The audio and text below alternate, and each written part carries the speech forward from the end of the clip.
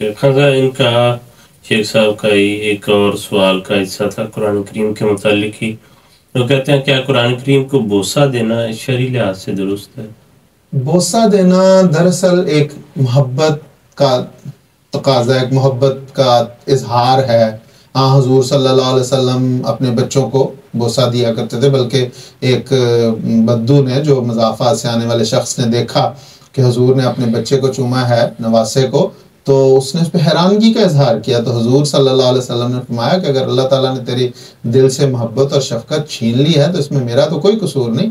बच्चों से मोहब्बत का इजहार के तौर पे इंसान को कुरान करीम भी दरअसल, अगर इंसान इस नीयत के साथ कि ये खुदा का एक कलाम है, खुदा का एक पैगाम है जो हमें इंसान को अता किया गया, इस नीयत से अगर वो उसको जज्बात में अगर बोसा दे देता है तो कोई हरज की बात नहीं। ये इसी तरह है कि जिस तरह हम हजर अस्वद को बोसा देते हैं और उसको उसके मुतालिक हुजूर सल्लल्लाहु अलैहि वसल्लम के का भी यही तरीक़ था, और हज़रत उमर रज़ियल्लाहु तआला अन्हु ने इस बात को वाज़ेह फरमाया कि एक मरतबा हजर अस्वद को बोसा देते हुए फरमाया कि तू, मुझे पता है तू एक सिर्फ पत्थर है, लेकिन तुझे मैंने अपने आका को बोसा देते हुए देखा, इसलिए मैं तुम्हें बोसा दे रहा हूँ। और हज़रत मसीह मौऊद अलैहिस्सलाम ने इस मज़मून को बयान किया कि इंसान जब ये सोचता है कि ये खुदा ताला के आस्ताने का एक पत्थर है, तो फिर उस खुदा की ज़ात से मोहब्बत के नतीजे में उसे बोसा देता है। तो खुदा के लिए तो हर चीज़ जायज़ है। इंसान कभी रुकू करता है, कभी सजदे में गिरता है, तो उसी तरह खुदा ताला के इस कलाम को उसका पैगाम समझते हुए, उसका कलाम समझते हुए अगर कोई बोसा देता है तो कोई हरज नहीं।